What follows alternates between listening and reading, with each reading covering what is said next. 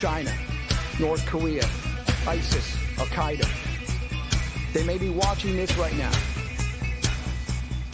Our military should not be mistaken for a cable news gabfest show. We don't care what you look like. We don't care who you voted for, who you worship, what you worship, who you love. It doesn't matter if your dad left you millions when he died or if you knew who your father was. We have been honed into a machine of lethal moving parts that you would be wise to avoid if you know what's good for you. We will not be intimidated. We will not back down. We've seen war. We don't want war. But if you want war with the United States of America, there's one thing I can promise you, so help me God. Someone else will raise your sons and daughters.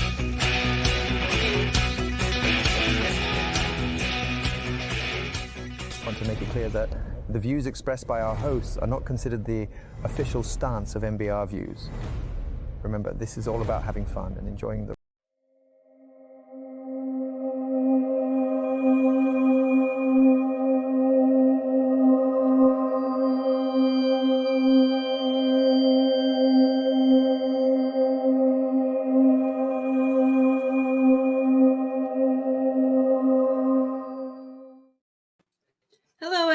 and welcome to Into the Weeds podcast here on Military Broadcast Radio. I'm Amber.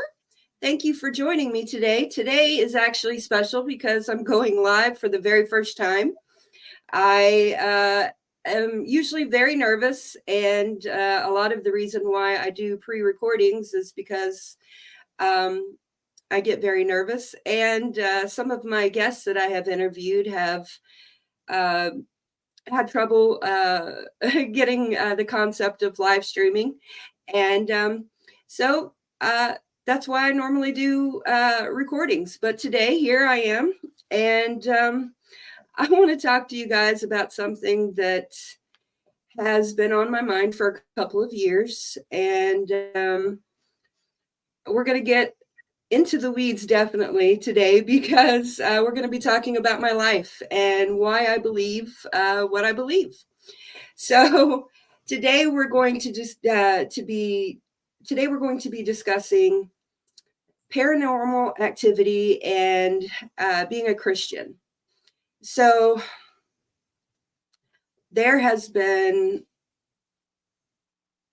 I've had a lot of conversations with people in my inner circle and on Facebook and in social media. And usually when the topics of paranormal or aliens or Bigfoot or anything like that come up, people think you're kind of crazy and they just kind of dismiss it and just kind of keep on going. But what I want you guys to know about me the most is that I am a Christian and that everything I do is filtered through that Christian lens from reading the Bible and being active in my local church and everything. So I wanted to start out by saying that I've definitely seen a lot of things in my life. And so we're just kind of going to go over that today. And I wanted to read you guys an article I found when I was doing some preparation for this stream. And I'm going to share it here. It's How Should a Christian Respond to Evidence of Paranormal Activity? Okay. So the word paranormal can be defined as the occurrence or the perception of an event without significant explanation or other purportedly supernatural phenomenon. Paranormal activity is an encompassing term that includes not only ghosts and hauntings and demonic activity, but also other unexplainable phenomena such as unidentified flying objects, UFOs, and extrasensory perception, ESP, to name just a few. With the proliferation of movies and television shows that in one way or another sensationalizes paranormal activity, it's clear that many are indeed fascinated with this realm. In fact, a 2007 low-budget movie titled Paranormal Activity went on to become one of the most profitable movies of all time. How then should Christians respond when we read about supposed hauntings and other paranormal occurrences? So, a common misconception is that disembodied spirits can remain on earth or perhaps come back to haunt or otherwise interact with us. However, nothing in the Bible supports this belief. Rather, man is destined to die once and after that to face judgment. Hebrews 9:27. But the Bible does make it clear that there are spirit beings, angels and demons that operate in the heavenly realm. The angels serve God. They are ministering spirits who are sent by God to serve those who will inherit salvation. Hebrews 1:14. Demons, on the other hand, are fallen angels under the control of Satan, and they roam the earth looking to destroy God's children. 1 Peter 5:8. They are cunning and wise and keenly aware of our weaknesses and our propensity to desire that which will satisfy our fleshly desires. Worst of all, they can masquerade as angels of light or as servants of righteousness. 2 Corinthians 11:14 and 15. Regarding the immensity of Satan's earthly operation, the Apostle John reminds us that the whole world is under his control, and that's found in 1 John 5:19. Now, some of the paranormal about today could very well be hoaxes perpetuated on a public that is all too eager to believe. In some cases, well-meaning people could be innocently mistaken as to what they think they might have seen or experienced.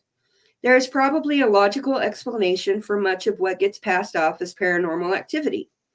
However, if there is a genuine evil spirit activity occurring, it would have to be the work of demons. Either way, however, when Christians read or hear of such activity, we should not be intrigued by it or drawn to it.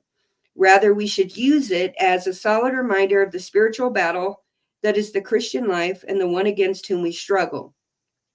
Our struggle is not against flesh and blood, but it is against the powers of this dark world and against the spiritual forces of evil in the heavenly realms. That's found in Ephesians 6:12. Now, many people are no doubt intrigued by tales of ghosts and hauntings.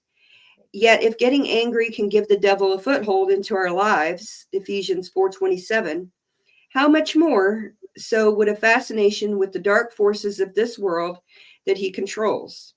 Jesus came to the earth to destroy the devil's work, and it took his death to accomplish it. Our response to the paranormal activity, at least as it pertains to any sort of demonic activity, is to be reminded of the evil that ultimately led to our Savior's great sacrifice. Beyond that, Christians should avoid any and all contact with the paranormal. Okay, so I definitely agree with that. Statement that we should at all costs try to stay away from paranormal things and evil things, but what happens when we're not looking for the paranormal and it kind of comes and finds you? And that's kind of what I'm talking about today is that we have all experienced things. We've all lived lives that can be pretty interesting. And I just kind of want to talk about my experiences with the paranormal and why I'm trying to talk about this and figure it out for myself. So in response to the article, like I said, not a lot of people want to talk about it, and it gets kind of frustrating as somebody who has experienced these things. And I'll just go into what I'm talking about. So I kind of want to give you guys a little background on myself, and maybe it will explain a little bit of my odd behavior or the things that I talk about. So I was born in Lawton, Oklahoma, right at Fort Sill, and I was born in Comanche County, in Native America. And so I grew up not only in a military town, experiencing all of the cultures and things that go along with that, from Koreans and Germans and people from India and all over the world. But I also have very rooted in my community, the Native American population, the Comanche Nation and the Kiowa Nation. And so from an early age, I was exposed to these people. I stayed in homes where, you know, people were completely different than me, completely different from, you know, their views and everything were completely different. And so I just grew up learning along the way about all of these different people and all of these different cultures. And being from Native America, from Oklahoma, I definitely have always I've just always believed in Sasquatch and the Deer Lady and the little people. And that's just kind of, that's just kind of how I grew up. And I never really thought anything of it because the people who were around me thought the same things.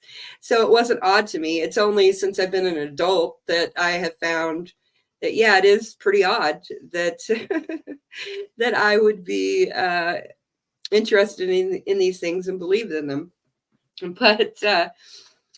But yeah, so I just kind of wanted to give an overview of that. You know, I grew up with, you know, the parallel forest, all the rumors and the folklore of going into the parallel forest at night and going to Crybaby Bridge. And, you know, I grew up with a rich history of interesting folklore and people. And so I just kind of wanted to let you guys in on that and give you a little insight into where I'm coming from. So I do want to say that, you know, as an adult now, I have definitely changed a little of my thinking. But I still think that Sasquatch is alive and well and is the hide and go seek champion of the world. And we're going to go to a commercial break now. And after we're done, we're going to come back and we're going to discuss my stepfather, who was a wizard, a self-professed wizard. And so get ready. And we're going to listen to Cade Roth and the Black Sheep, What's Left in Me Now, here on Military Broadcast Radio. All right, here we go.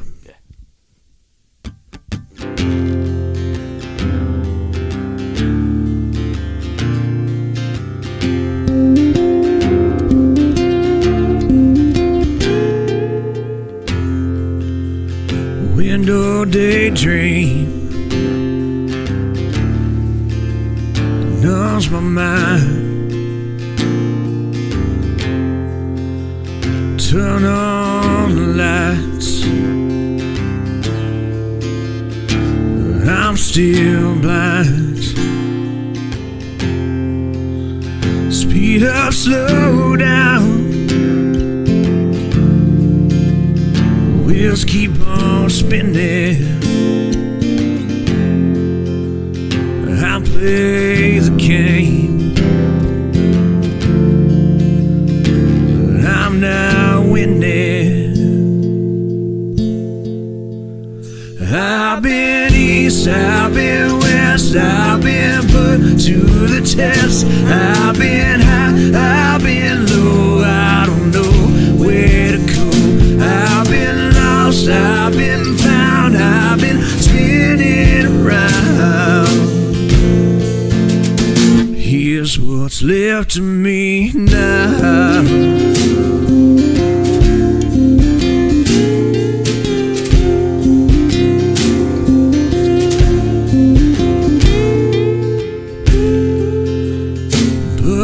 Fly,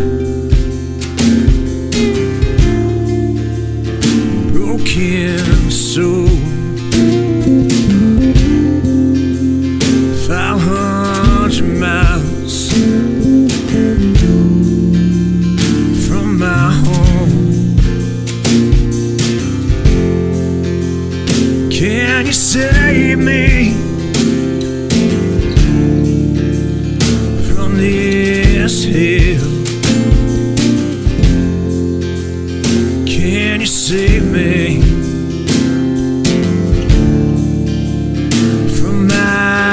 myself. I've been east, I've been west, I've been put to the test. I've been high, I've been low, I don't know where to go. I've been lost, I've been found, I've been spinning around. Here's what's left of me now.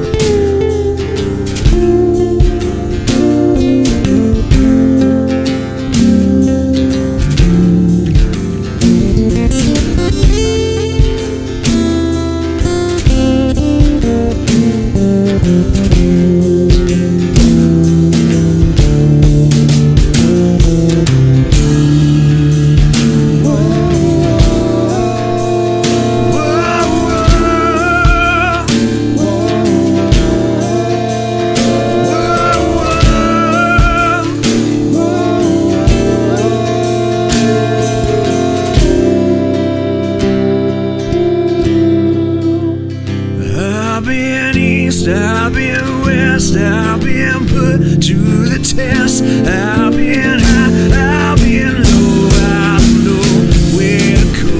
I've been lost, I've been found, I've been spinning around. I've been east, I've been west, I've been put to the test. I've been high, I've been low, I don't know where to go.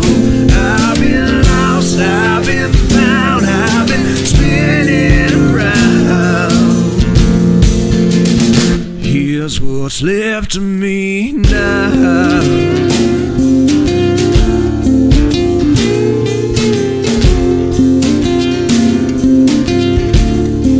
What's left of me now.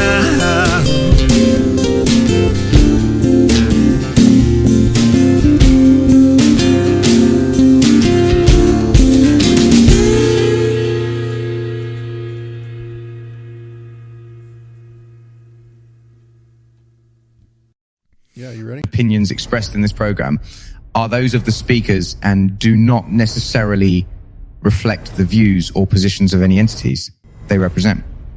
Find us on the web at mbradio.us. Hello, everybody, and welcome back to Into the Weeds podcast here on Military Broadcast Radio. I'm Amber, and that was Cade Roth and the Black Sheep. Cade is actually my cousin's husband, and he is a first responder in Medicine Park, Oklahoma. And I hope that he is successful, and I'm just being a great family member and promoting his music. So thank you, Cade and the Black Sheep, for letting us use your music.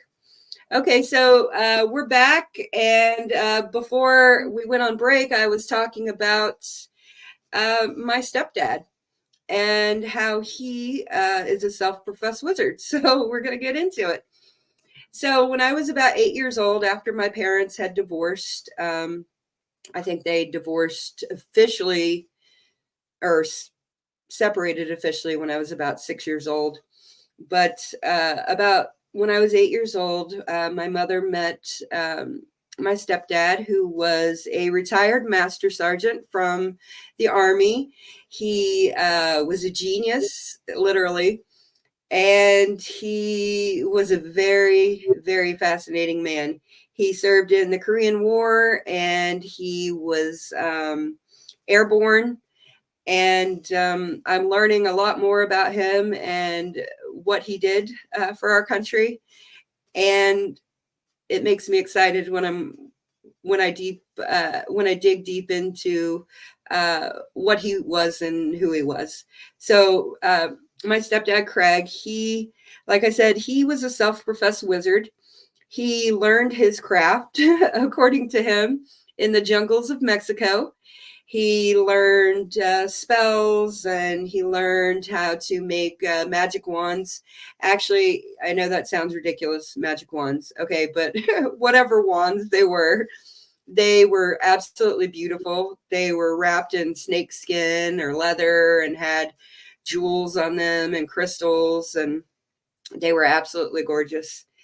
And yeah, he had the tarot cards, and he had the herbs, and he had the runes, the Ouija board, astrological charts, whatever you can think a wizard is, he had it. And so it wasn't unusual for me to wake up in the morning or come home from school and the living room to be completely full of little Korean ladies wanting their tarot cards read or whatever he was doing that day. And I remember sitting down with some of them occasionally, and they would tell me, "Oh, Craig, he's so knowledgeable. He knows the future." And so I kind of just used to shrug it off or whatever. I was like, okay, he looks like Einstein. Everybody thought he was my grandpa, but he wasn't. He was only 50 something when he died, I think. But yeah, so I grew up with a stepdad who was a wizard, and when he first actually moved to our house, I felt a malevolence rolling and oozing off of his tools of the trade, I guess you would say. I remember being so scared, not of Craig, but of the things that he possessed, the things that were in our home. And like I said, I could just feel the malevolence. I could feel the sinister vibe coming off of these tools. And so I would call my aunt and ask her to come pick my brother and I up. And she would literally walk across town and come pick us up because we were so scared. And,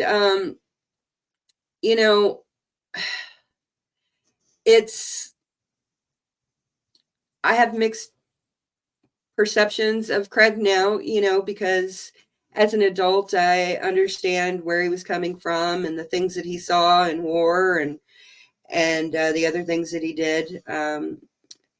But, when I got older, about 16 years old, I actually went to him and asked him if he could read my cards. And he told me that he wouldn't read families' cards because there were spirits attached to these readings and these different things that he did. And I just kind of thought he was being ridiculous because he would do other people in the family's cards. And I was just like, I just thought he was being a jerk, probably.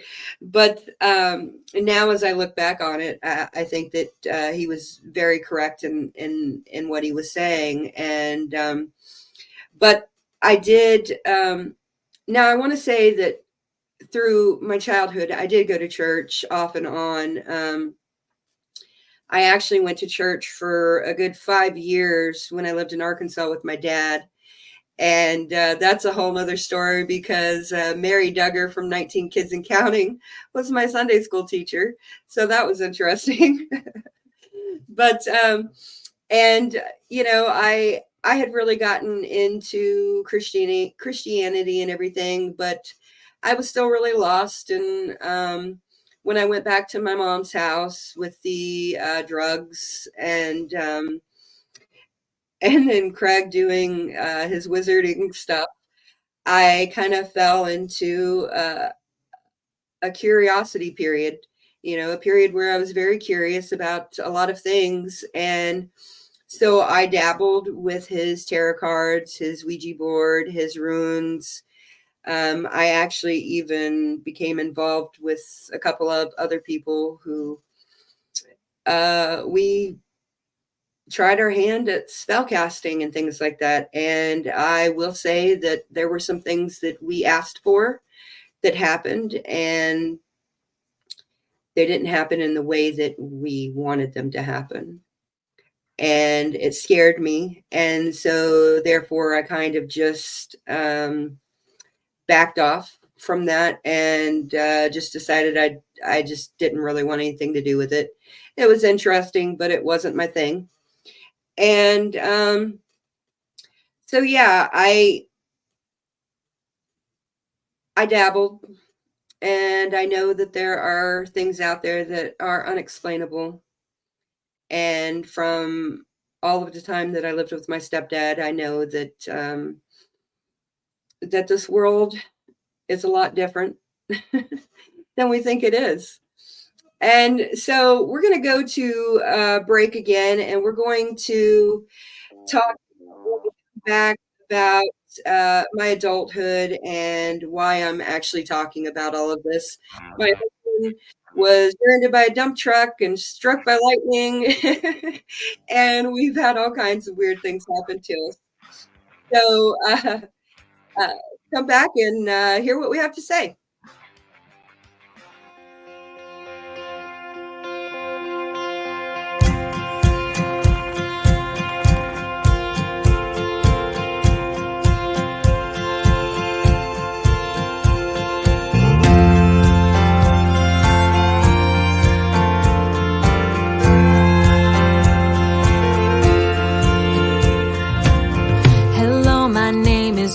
Too big,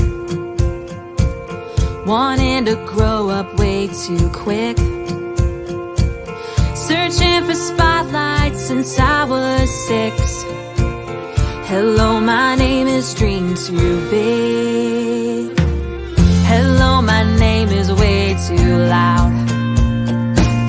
My voice can cut right through a crowd. God make fun of for it, but who's laughing now? Hello, my name is way too loud. I know I've had my moments and I've had heartaches, but God is making miracles out of my mistakes. You can say I won't make it, and I can tell you that I don't really care.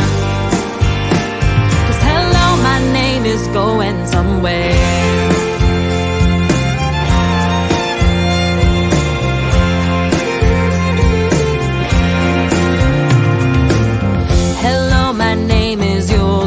Far. Lost all my words in a mason jar. Locked eyes with a stranger at the end of the bar. Hello, my name is You'll Go Far. Well, hello, my name is One More Try. I put too much stock in bad advice, 'cause anything worth leaving is worth loving twice.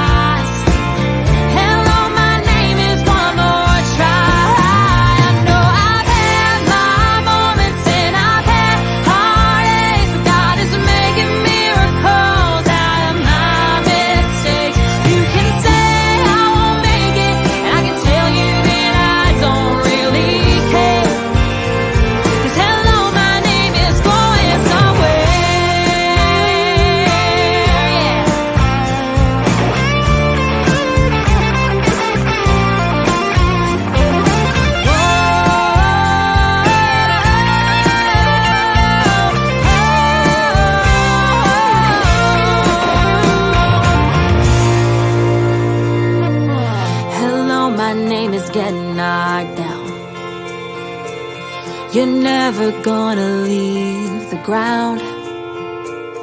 You can tell us all about it when you come back around. Hello, my name is Get Knocked Down. Hello, my name is Stand Back Up. Keep moving even when it gets rough. I've given so much, but I ain't giving up. Hello, my name is Stand Back Up. I know I've had my moments and I've had heartaches, but God is making miracles out of my mistakes.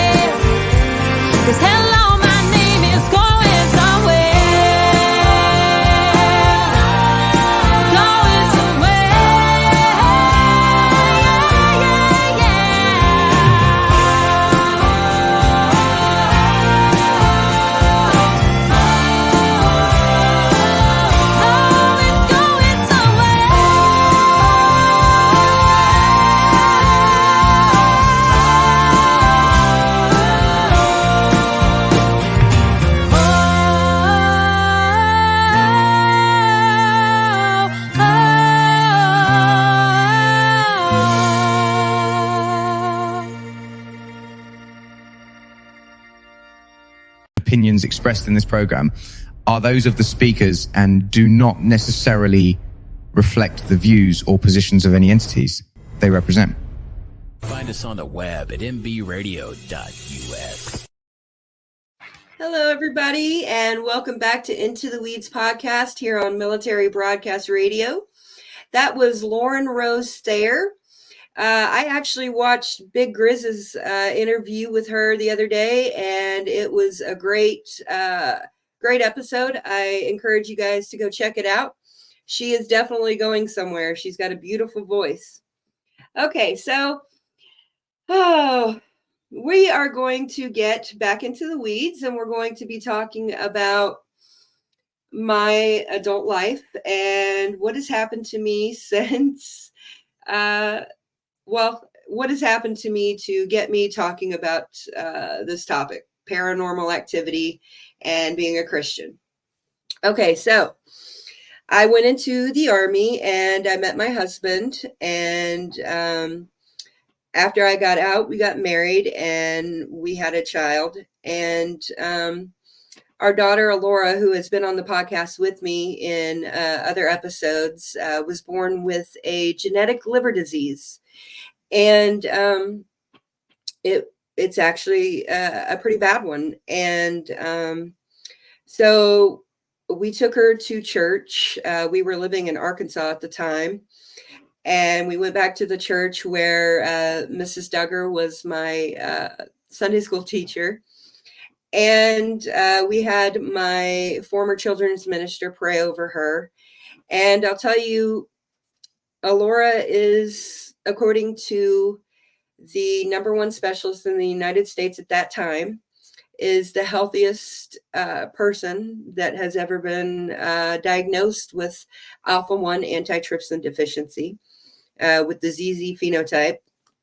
And so this kind of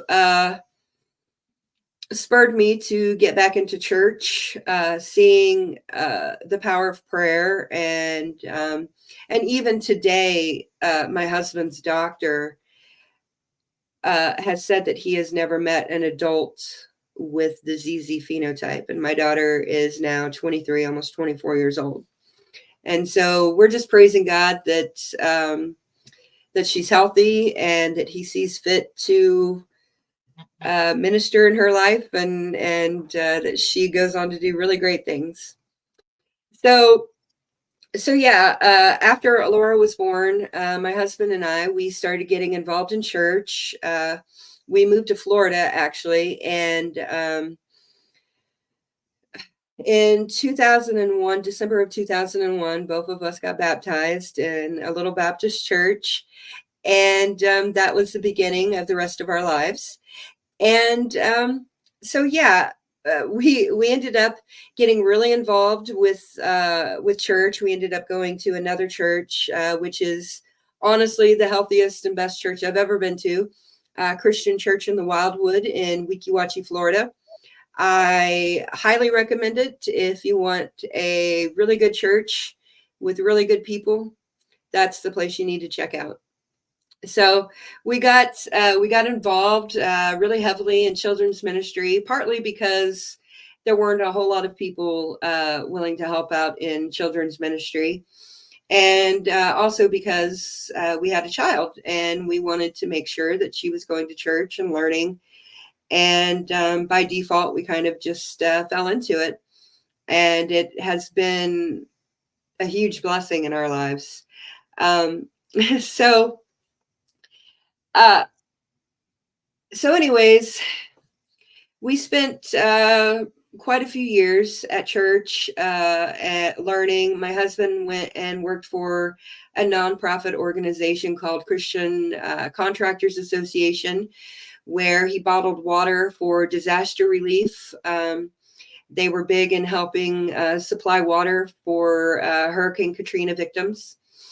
And so everything was going really good in our lives. We were learning a lot, living a great life of peace and no drama, and just a really great, fruitful life. I worked at a Christian school as a as an assistant and as a substitute.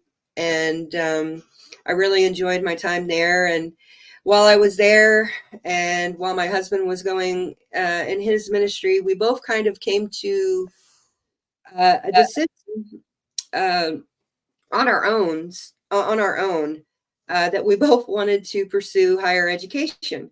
And it just happened to be both of us were thinking of it at the same time. And so we came together, talked about it, and we decided that that's what we were going to do. We were going to go to college. We were going to get into full-time ministry. And that's what we did. But I'll tell you that the moment we made that decision, everything else in the world changed for us. So the moment we made that decision, our lives started kind of falling apart. And I guess that would be an attack, a spiritual attack. But so, yeah, my husband and I had opened up our own company where we were providing water for disasters and things like that, procuring water and different things. And the company was going well, and we figured we could do that while we were going to school. And on the way to a really big job, my husband got rear-ended by a dump truck and ended up having to have 4 back surgeries. And only a couple of, I don't know, maybe a couple of months after that, I was sitting in my living room. My husband was outside working on one of our vehicles. And all of a sudden, I felt, actually, I saw this big flash of light, and I felt the house just rushing in and imploding on me. It actually felt like an explosion, but it was like, I don't know. I've never been in in an explosion, but I could imagine that's what it felt like, because everything just rushed in, all the air, everything, sound, everything. And yeah, so my husband, I saw him get hit, and I went to the door, and he came to the door, and he could barely talk, but all he said was, I feel like I've been touched by the hand of God. And so, yeah, it was very devastating. You know, he didn't have a lot of normal effects, but what he did have was a lot of chest pains and a lot of feeling like his muscles and things were tearing. And he had that for quite a few years afterwards. But so, and it's actually an interesting story as to how we got to college. Charles, my husband, being struck by lightning is what paid for our first and last month's rent on the rental property that we decided to get while we were going to college. It paid for groceries, and it paid for the utilities to be turned on. So in hindsight, it was a true blessing that Charles got struck by lightning. And he even says that himself. So I'm not just putting that on him. So we get over to Kissimmee, Orlando area, and we start going to Florida Christian College. And our first semester was really great. We were doing everything that we were supposed to do. We were accomplishing a lot. We were really happy. And then my father got sick, and he needed to come live with us. So we invited him to our home, and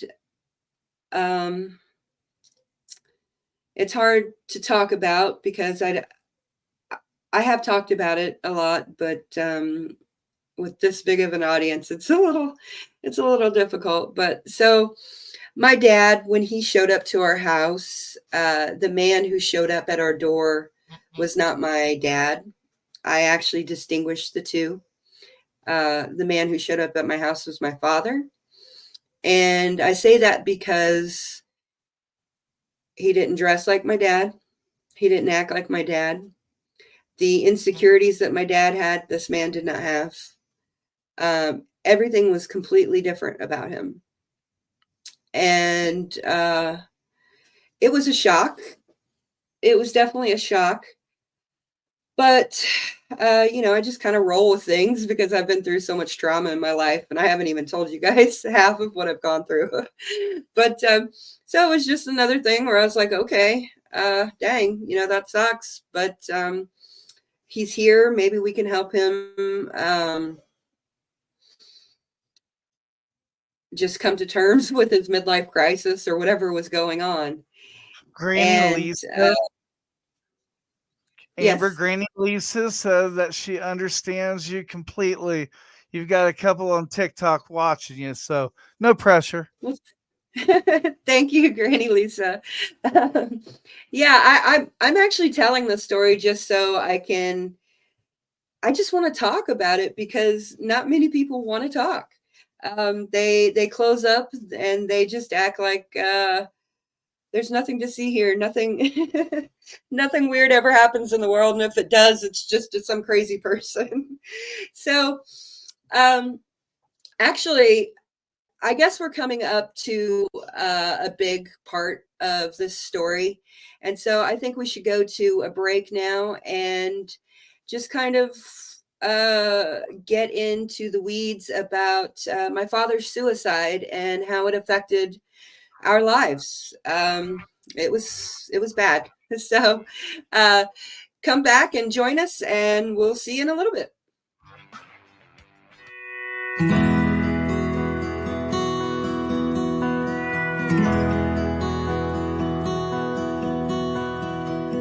"60 years went rolling by.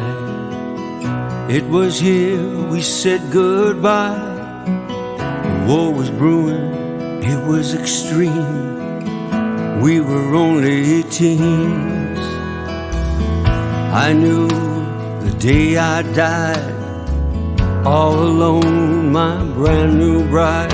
Our favorite song would be a sign I'd be back in time. So raise a flag with pride and grace. I seen the pain on a soldier's face. Bring me home, both sides say. I'm a soldier of the USA. You weren't alone all these years.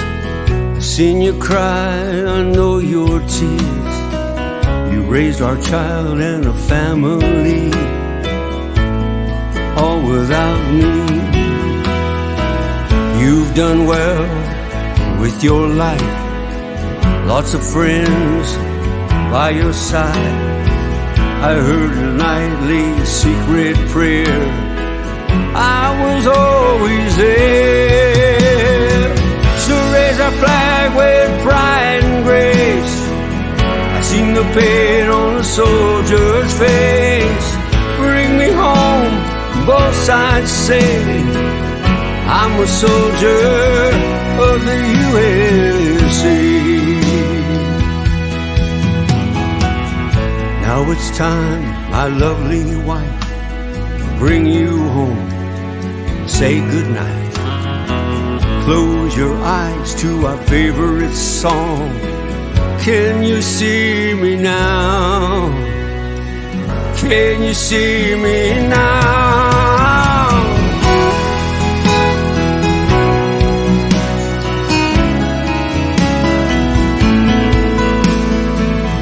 One day we'll come back in time for those we leave behind. But for now, we'll watch them grow. Welcome home.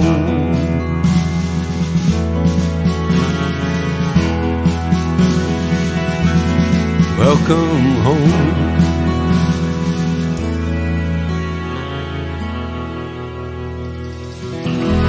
Welcome home.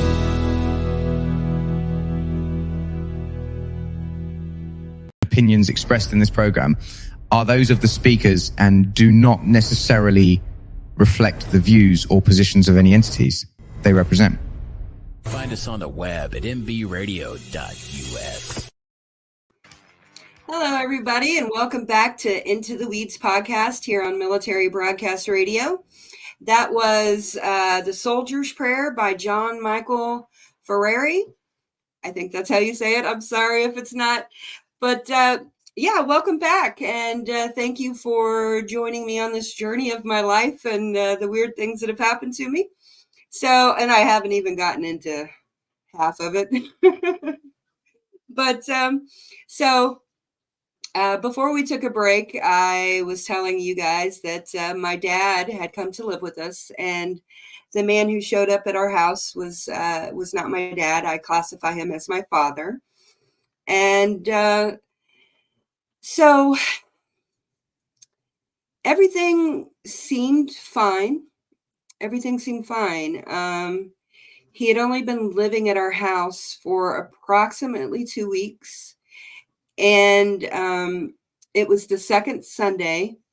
And so we had invited him to church to, just come along. He didn't have to go to church. We just invited him. And so he said he was going to go, and he made plans with my children to take them to the park across the street from the house that we lived in. And so yeah, everything was fine. I was sick, and it was actually my birthday weekend. It had just been my birthday, and I was sick. I get sick randomly. Now I found out that I'm allergic to beef and pork and milk, so that's probably why I was sick. But yeah, so it was Sunday morning, and of February the 7th of 2009 or 2010. And we had my son in our bed with us. He probably just fell asleep cuddling with me or whatever. And usually my son would sleep in the room that my dad was sleeping in, because we didn't have any area for him to sleep other than on the bottom bunk of my son's bunk bed. And like I said, it had only been 2 weeks, so we hadn't really figured anything out. And so my son crawls out of our bed that Sunday morning, and he walks into his bedroom to get his toys to play. And then all of a sudden, we hear my son saying, "Papa, why is there a gun on the ground?" And my husband immediately jumped up, freaked out, and ran in there, and he brought my son into the bedroom where I was laying down, and I was like, what the heck is going on? And I have an amazing husband, so he didn't even hesitate. He woke my daughter up and got me out of bed, and then told us that he needed to talk to my dad for a minute, and that he was going to take me and the kids to Denny's or somewhere. We ended up at Denny's, but he wanted to just take us somewhere to figure out what was going on. And he said that he needed to have a stern talk with my dad. So I'm thinking, okay, that doesn't sound right, but okay, let's see what happens. So he gathers us up, he takes us to Denny's, and then he leaves and says he's just going to go have a talk with my dad. And the kids and I are sitting there. And at Denny's, we got some food. And after probably about 45 minutes, I still didn't hear anything from my husband. So I tried to text him. I tried to call him. He wasn't answering. So I went up to the hostess at Denny's, and I just asked her, if she knew of any place we could go. And I don't even know why I went and asked her that. I knew that we could have probably just called a cab and taken us somewhere. But my mind wasn't working right. And so I sat back down, and then all of a sudden 2 police officers came to the table and escorted me and my children out of Denny's. and they separated my daughter and my son from me, put me in the back of one police car, and took my children in the back of another police car. And we found out that after I got into the interrogation room, I found out that my father had killed himself. And it was a complete surprise. He didn't leave a note. He didn't talk to anybody, didn't tell anybody what was going on. And so we just were left with that, you know. And what people don't understand is that when somebody commits suicide, especially in your home, you have to clean up the mess unless you call a crime scene cleanup crew. And that's very expensive, in the $4,000 or $5,000 range, just to have somebody come and clean, which I completely understand. It takes a special kind of person to do something like that. So what ended up happening is that my husband and my father-in-law had to clean up my father's mess.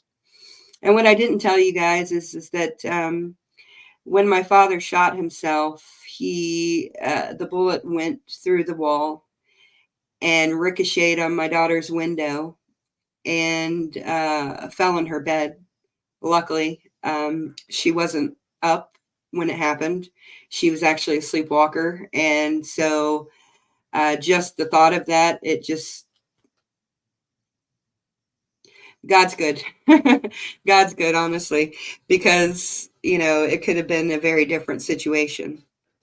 And so the reason I'm telling you guys all of this is because after my father's death, there was a lot of weird things that ended up happening. A lot of things that I never would have thought I would have ever experienced.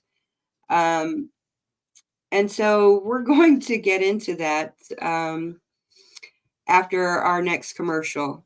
So we're going to get into all of the paranormal experiences that me and my family have experienced since my father's death. And I hope that this doesn't skew your view of me. I hope that you don't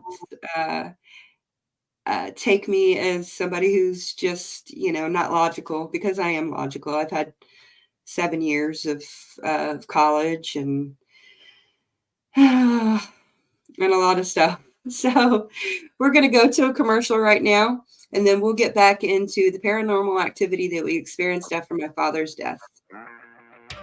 Let's go, Brandon. Hey. Let's go, Brandon. Hey. Let's go. Let's go. Hey. Let's go, Brandon. Let's go, Brandon. You know what they saying, ho? Let's go, Brandon. Let's go, Brandon. You know what they saying, ho? Let's go, Brandon. Let's go, Brandon. You know what they saying, ho? Let's go, Brandon. Let's go, Brandon. Hey, you know what they saying, ho? Hey, you know what they saying, though?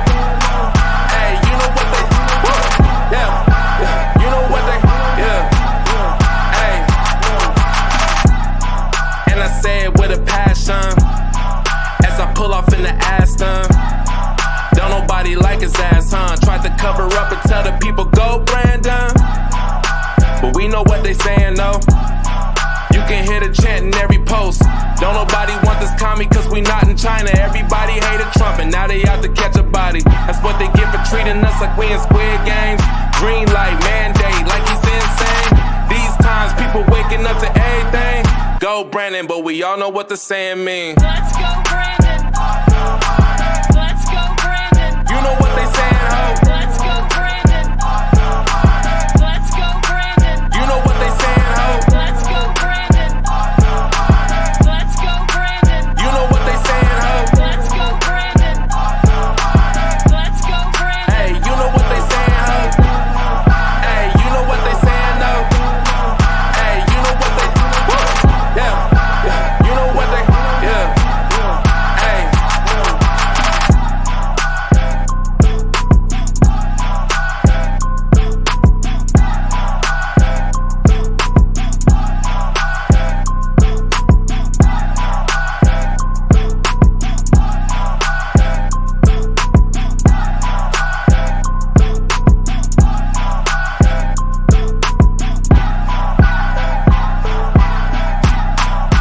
opinions expressed in this program are those of the speakers and do not necessarily reflect the views or positions of any entities they represent. Find us on the web at mbradio.us. Hello, everybody, and welcome back to Into the Weeds here on Military Broadcast Radio. That was the Marine rapper, Laza Alexander, and Let's Go Brandon. And I love that song. I love Laza. I've followed him since he came out. And yeah, to anybody who finds fault with his message, I'm sorry for you. But no, honestly, he's very talented and I respect him. And I think actually he might be going through some health problems right now. So we probably need to keep him in our prayers. Okay, so before we went to our break, I was talking about my father's suicide, and we're going to talk about now the paranormal activity that happened after my father's suicide, which I honestly, truly believe is mind-blowing.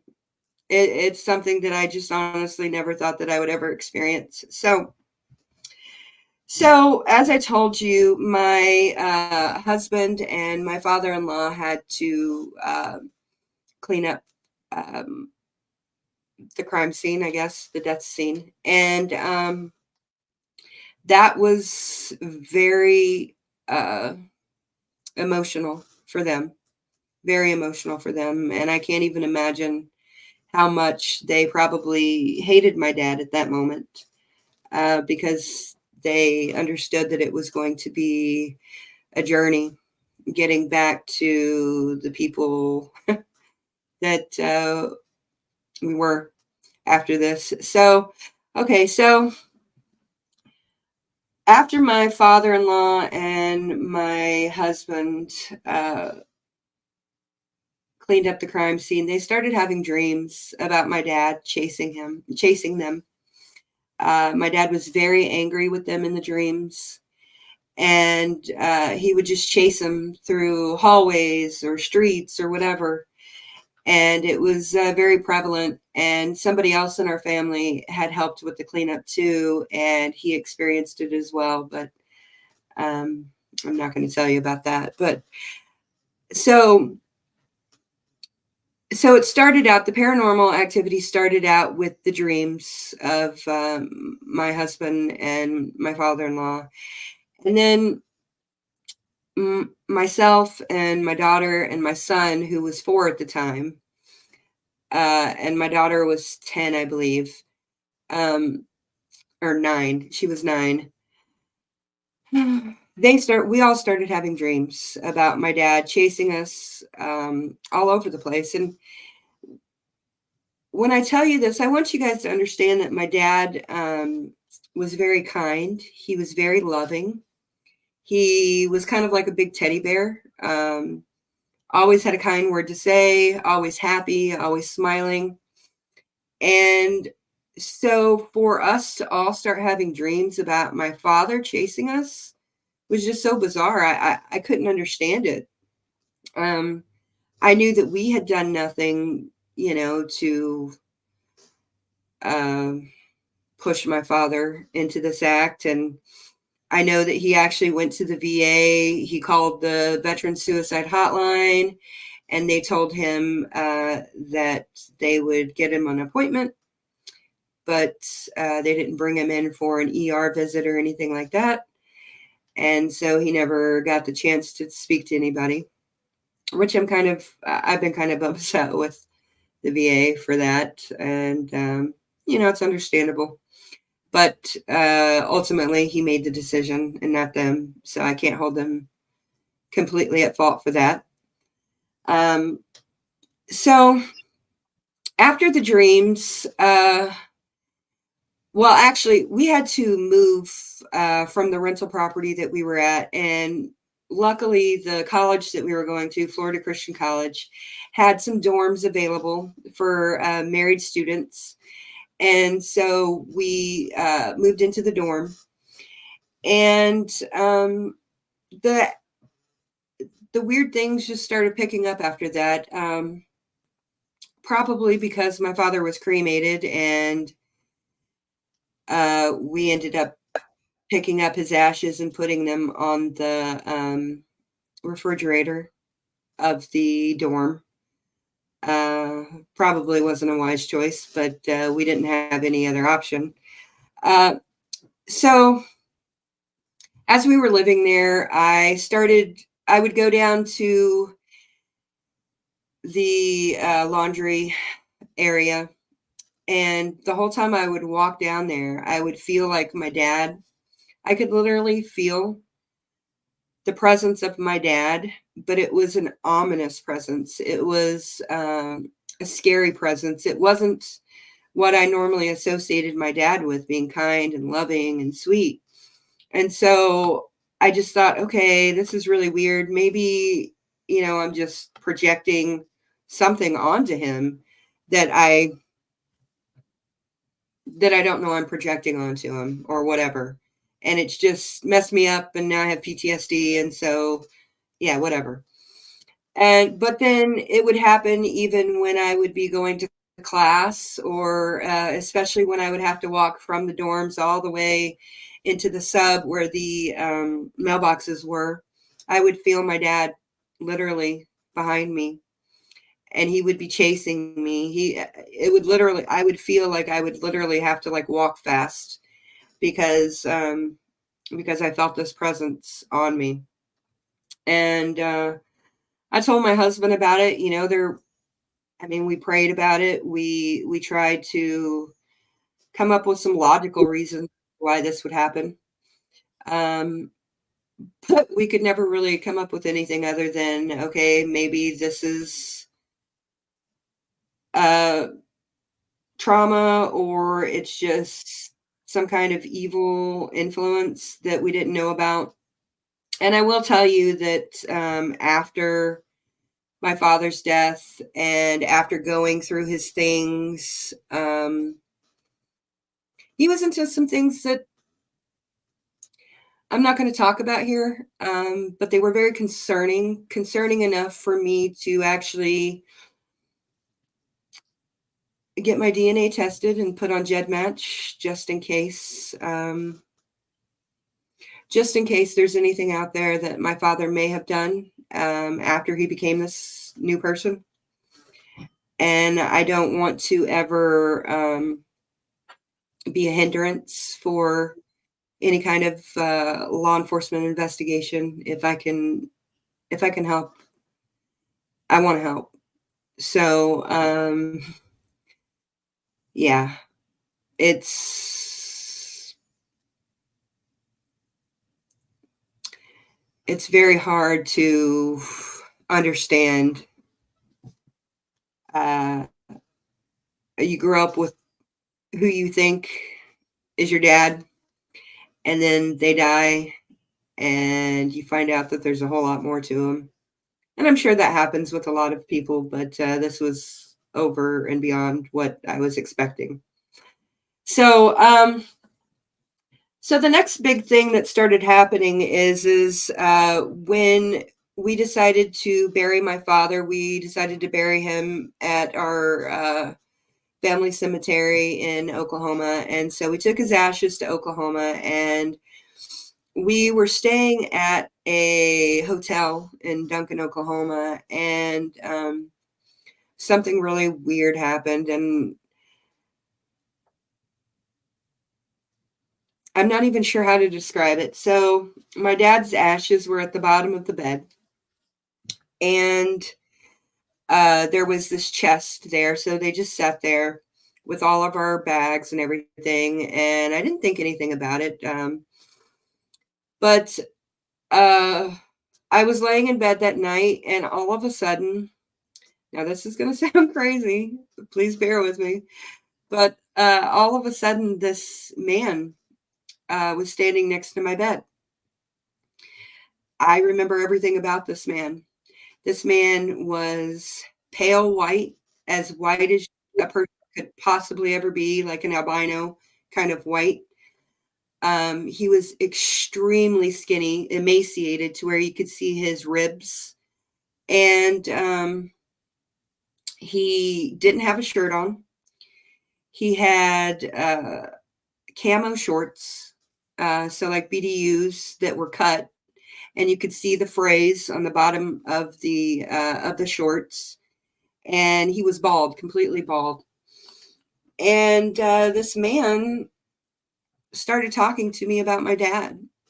He started telling me that everything was going to be okay, and that, okay, this is going to sound weird, and I only say it to give you context. And this isn't even the type of language I use, so I find it hard that it would come out of my mouth or my imagination. But so this guy said, Amber, everything's going to be okay. All you have to do is pray, and your dad will come into your heart. And I know that kind of sounds like some kind of weird zealot type of thing. I don't know. I don't talk about praying anybody into my heart. You know, that's just not my vocabulary, not my vernacular. And so, but he just had this running conversation with me that it would be okay if I just prayed my father into my heart. And I would tell him, no, you know, that's, I don't do that. And he just finally, he looked at me dead in the face, and he just said, Amber, it's going to be okay. Just do what I tell you to do. And I just said, you know what? I don't pray anybody into my heart, but if I were to pray somebody into my heart, it would only be Jesus Christ. And, you know, and he left, and my husband immediately sat up, and he's like, Amber, what happened? What happened?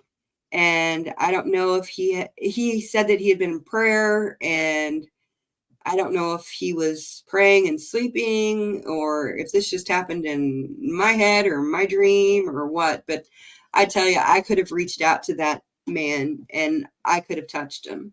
That's how real he was. And so after that, things just got worse and worse. And it seemed to be like we were the whole family was very susceptible to these odd things happening. And it definitely put a stress on us, just because you don't know how to deal with something like this, especially if you're living your life in a godly way and you're trying to do the very best you can to be good for yourself and your family. And when you do talk about this kind of stuff to people, they freak out and they don't know what to say to you or how to react. So we just kind of kept it in. We just kept dealing with it and kept dealing with it. And yeah, it got worse. And I'm actually going to talk about after this next break about about the depression I guess I was in, and the things that I experienced while going through that, being bedbound with chronic migraines and chronic pain and not being able to do anything. And it made for a very interesting time in my life. So we're going to go to a break, and then when we come back, we'll talk about all of that. Okay.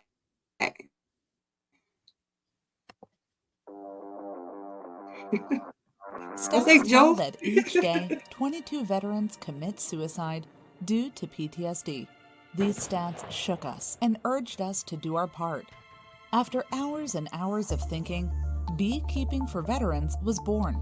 Beekeeping for Veterans combines beekeeping with mindfulness meditation. Why combine them? Here's why. Beekeeping causes positive rush of adrenaline while beekeeping. You have to be calm during it. You are mindful of your movements. Each week, a veteran will receive a mindful meditation to build emotional and mental skill sets. Mindfulness is a set of 3 attentional skills that work together: concentration, sensory clarity, and equanimity, mental calmness, composure, evenness of temper. Every time mindfulness is practiced, we build these skills. Beekeeping for veterans not only helps veterans overcome emotional trauma, but also aids our environment, as without bees, there is no food. Come forward. The people who have supported your country now need your support.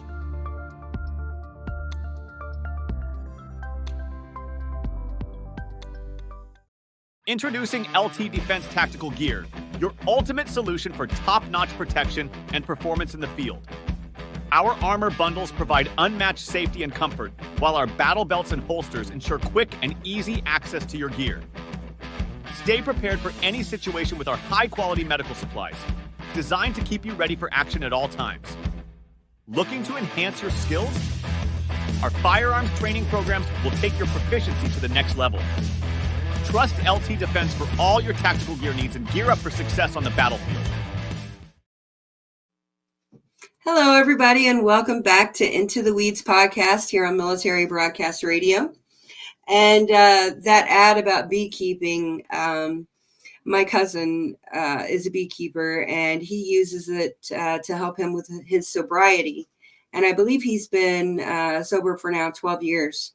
So it definitely is something that can really help people. So I definitely encourage anybody who is just thinking about it to look into it and pursue it, because it can help you. Okay, so before we went to break, I was talking about how the paranormal activity ramped up. And so just so you guys understand, for 7 years, my husband and I, we lived in Kissimmee, going to college and ministering in the churches there, and just still living our lives, being productive and, doing what we could to help the world and change the world and love on kids, and especially the youth group. We really, really enjoyed the youth group, especially at Point Santa Christian Church. And gosh, that was an amazing time in our life. But we ended up having to move, because the house that we were renting after we had lived at the college, the people wanted it back. And so we needed to find a place to live. And my husband's parents had a rental property. So we decided we would go live in it. And we figured it would only be about 6 months. It ended up being about 7 years. And it was probably the 7 worst years of my life. I immediately, when we got there, it was a very odd house in a very odd neighborhood. I wish that we had never put our family there. I wish that we had never even seen that place, but we did. And so immediately, when we got there, I got very sick and ended up having to have surgery. And then my mother died, probably maybe a month after we got into the house, if that. And and in between that, my brother died at 30 years old, which is a whole nother experience because of the weird things that he saw when he was dying. But yeah, so my father died, my brother died, and my mother died, and we're in this house, and it's a terrible place to be. To just be straight up honest, it was a terrible place to be. And I ended up laying in bed for 6.5 years in that home because of chronic migraines. They were so debilitating that I was basically in bed for 26 days out of the month. And it was really hard on my entire family. because we were always used to being together and being social and getting out and doing things. And yeah, so I ended up becoming basically a hermit and living in my bed and not being able to eat anything. And while I was in that bed, I experienced a lot of weird stuff where I would be laying there and all of a sudden I would hear somebody come in the room and there would be nobody there, or I would feel somebody sit on the bed and there would be nobody there. And, my husband would come in and out of the room, sit on the bed, whatever.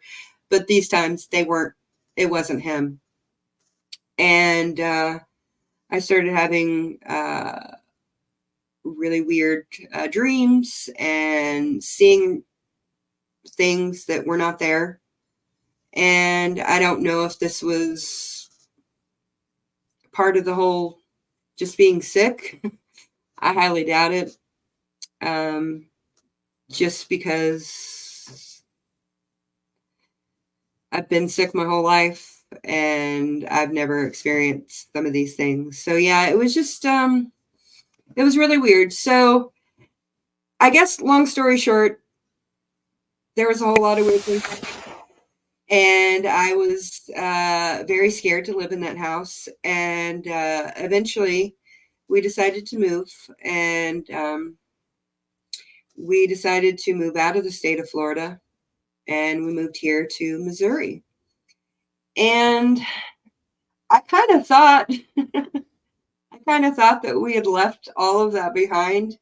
I kind of thought that there was it was just some kind of bubble hanging over us or something there in Florida. Couldn't really figure it out. But so we moved to Missouri, find a home that we were happy with. I mean, as happy as you can be for a market that was really tough to get into, and you had to pay a whole lot more for the house than they were asking. But yeah, so we got here, and I thought, okay, this is a new life, a new time, and everything was going really good. And I think we were here for about a year, and I think we've been here for about 3 years now. So we had been here about a year, and I was standing in my kitchen, and I had my back to my pantry, and my kids were sitting at the table, and my husband was standing right there in the kitchen, because our dining area, pantry, kitchen is all in one room. And all of a sudden, okay, this is going to sound weird, but all of a sudden I got pushed. And I was like, okay.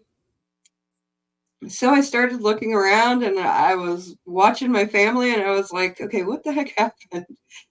And nobody reacted, but I definitely got pushed. I definitely moved.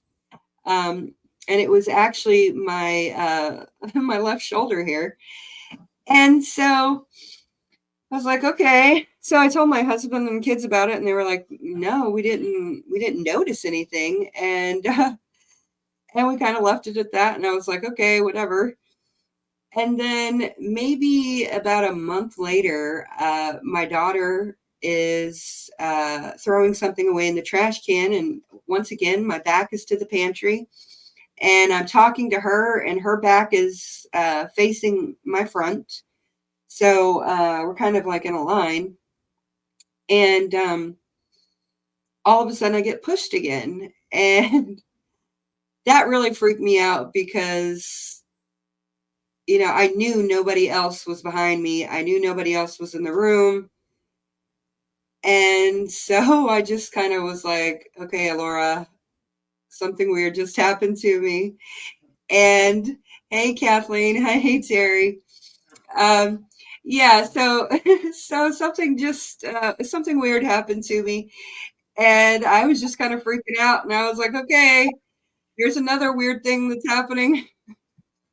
So I kind of just let it go. And then I would say about maybe 6 months later, I'm sitting on my deck, And my husband's out there with me, and we're looking up at the stars, and there's so many weird things to see in the sky here. I have never seen anything like it in my life. And if you guys have ever seen Starlink, or what I was told is Starlink, holy cow, you think that there is a freaking alien invasion coming. I don't know if anybody else has experienced that before, but it was wild. So we're sitting out on the deck. We had been seeing all this stuff, and all of a sudden something went under my leg and pulled something that I had under my leg out from underneath my leg, and it fell onto the stairs beside me. And I absolutely knew that there was nobody there. My husband was sitting right next to me. Thank you, Fire Social Network. You don't even know the half. I'm not even saying everything that's happened. I'm condensing it. But yeah.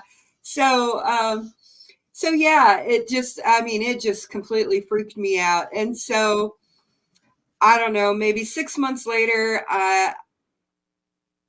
my neighbor comes out, and I'm like, okay, I need to ask you something. Has somebody died at this house? And he's like, no, Amber, not that I know of, because this our neighbor has lived in this house basically since the houses were built in the 80s, and he's also a major fixture in this area, a very solid person, a very logical person who actually works in a very high.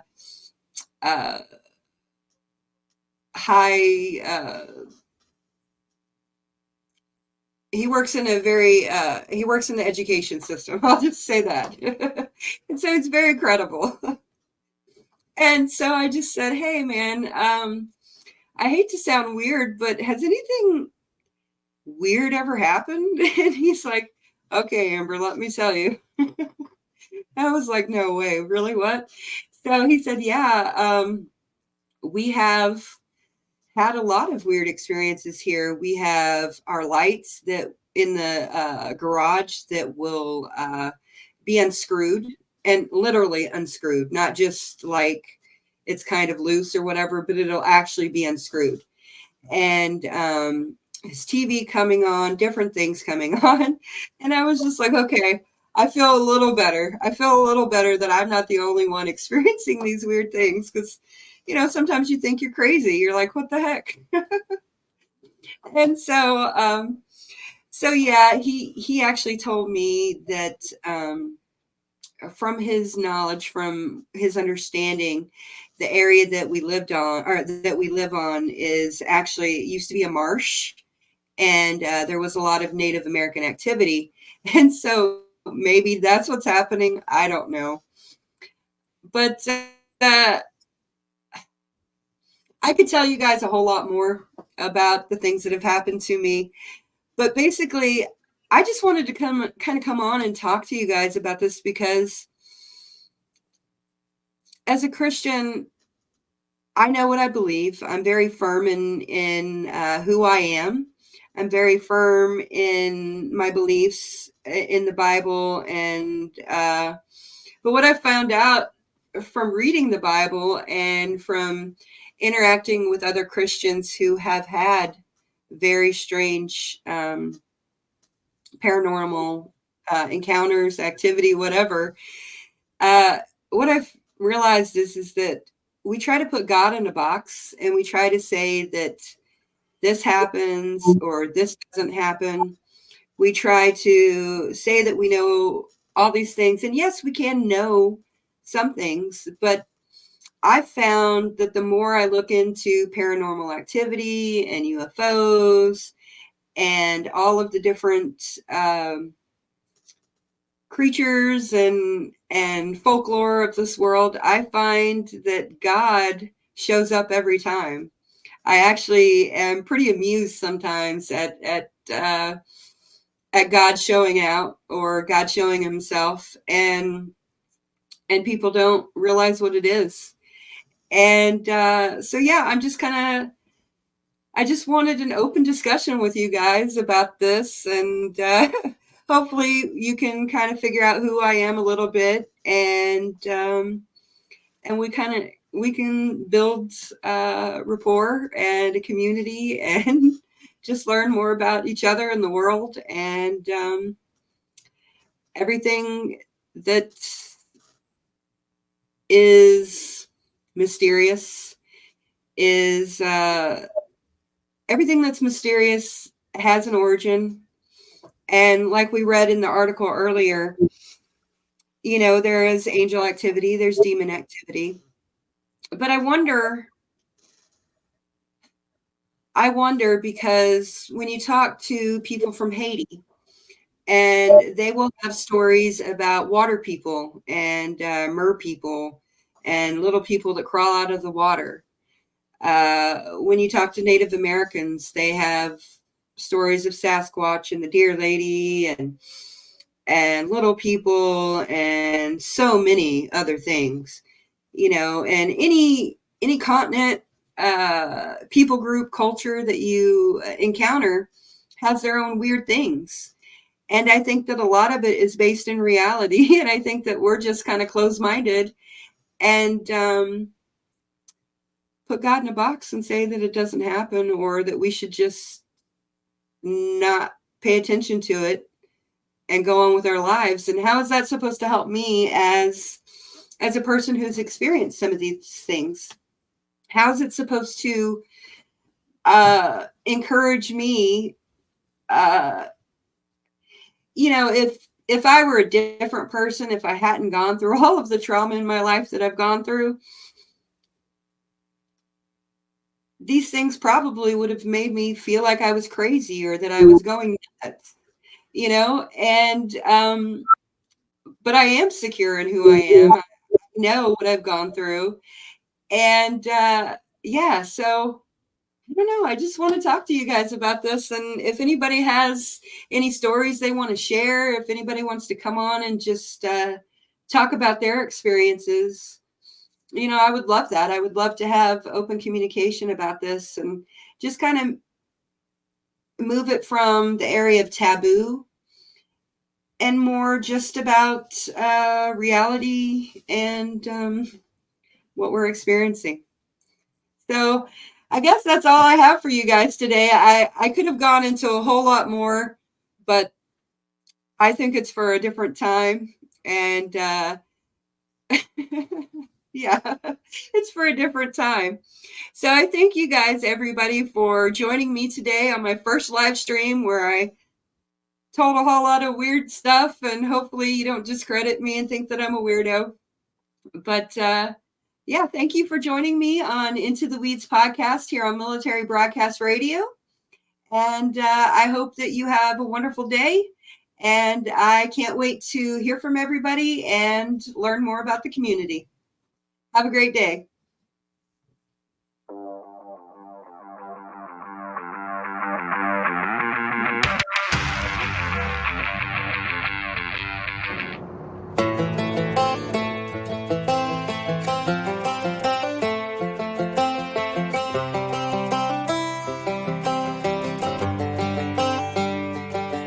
It's the guts and it's the glory. 100 stripes, 100 stories. It's the Pledge of Allegiance on the 4th of July. It's them handwritten letters from home. It's them sleepless nights alone.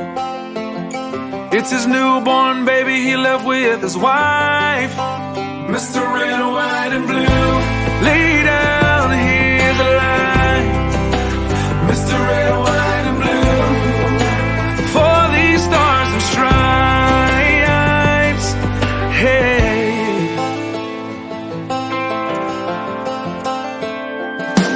from the fields of Indiana to the swamps of Louisiana to the golden coast of California, Uncle Sam's the only family he's got. His purple heartbeat won't stop. And his 18th birthday was the day he was born. Mr. Red, White, and Blue, lay down, hear the light.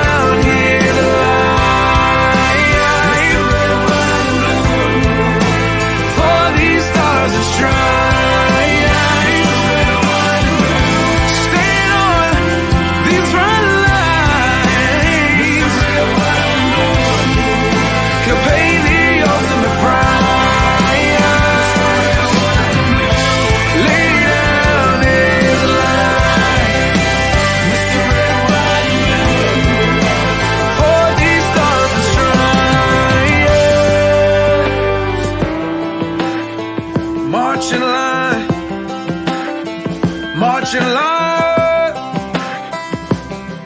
Hey. Hey.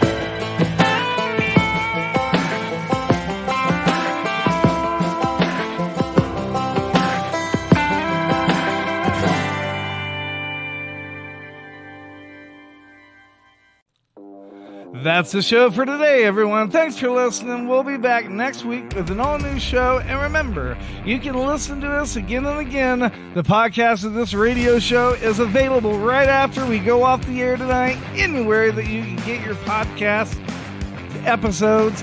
And thanks for joining us today.